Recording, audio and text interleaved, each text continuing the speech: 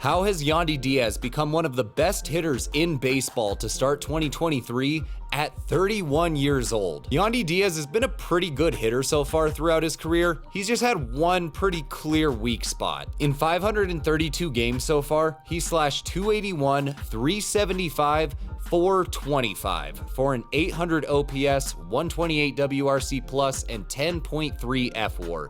And it's that slugging that's been the only real issue here for a first baseman. To this point, he's only hit 51 home runs so far throughout his career, and he's never hit more than 14 in a season.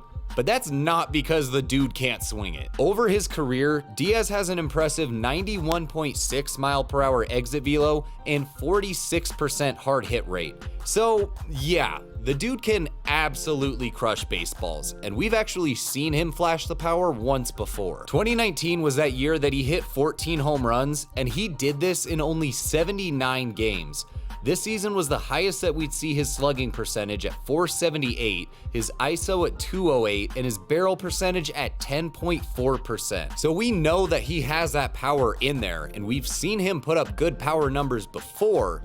The problem is that it's pretty hard to get a lot of extra base hits when you're consistently hitting a lot of ground balls. And Diaz has been blasting most of these balls that he's been hitting straight into the ground with a career 5.4 degree launch angle and 52.4% ground ball rate.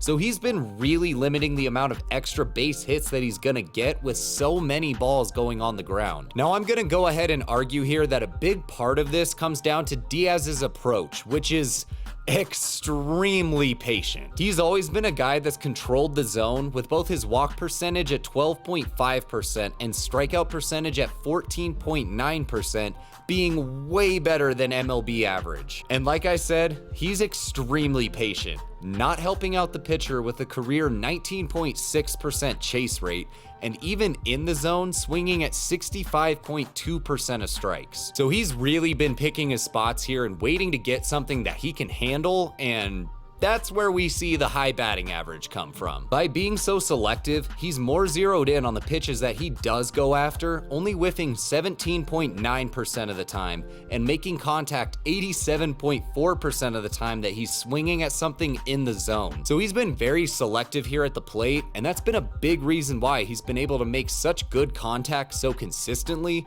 But the problem is that he's not really looking for anything that he can turn on and try to do damage. His approach is to just go more middle away. His career 27.9% pull rate is 9% lower than the MLB average this season, so with more of his hits going middle away, he's either having to hit the ball to the deepest part of the ballpark in center field, or he's not hitting the ball as hard as he can, since most hitters tend to hit the ball the weakest when they're going opposite field. But on the flip side, this also means that we haven't really seen Diaz at his best, where he's hitting the ball as hard as he can consistently and giving himself a great opportunity to put up power numbers. And that's where we get to 2023. Diaz has started this season with 12 home runs, a slash line of 304, 398, 529, for a 926 OPS, 164 WRC plus, and 2.1 FWAR in just 60 games. He's not only still hitting the ball really hard, but hitting it even harder with his 95.3 mile per hour exit velo and 57.3 hard hit percentage, both career highs. And this has his hard hit percentage in the 98th percentile right now, and his exit velo in the 100th percentile, which are also both career highs. On top of this, he's still been absolutely controlling the zone, walking 12.1% of the time and only striking out 16.3%.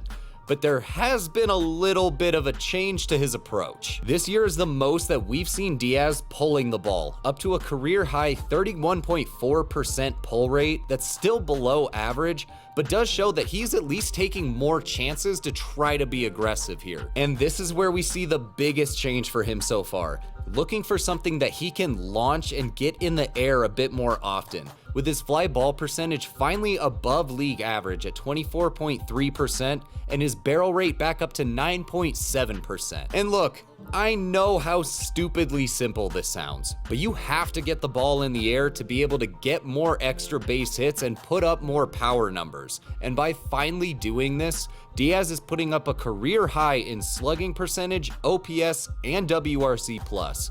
Finally adding in that missing part of his game and having a career year because of it. And ironically, for a guy that's got such a solid and really patient approach at the plate, a big difference this year might have been figuring out how to hit breaking balls better. Last year, Diaz had a 242 batting average and 329 slugging on breaking balls, good for a 281 WOBA and only hitting them 89.2 miles per hour. But this year, he's been squaring them up way more at 94.5 miles per hour, hitting a 361 batting average and 667 slugging, good for a 459 WOBA. And most of this has come from absolutely crushing curveballs so far, which he hit well last year for 2.4 run values per 100, but that's gone up to 11.1 to start this year, which definitely isn't gonna hold up, but oh my god, do not throw this man a curveball right now. Now, the one thing that you would still like to see Diaz continue to improve on is to get more of these pitches that he can launch and get more balls up in the air. While he's gotten more fly balls this year, his 48.6% ground ball rate and 7.6-degree launch angle aren't ideal,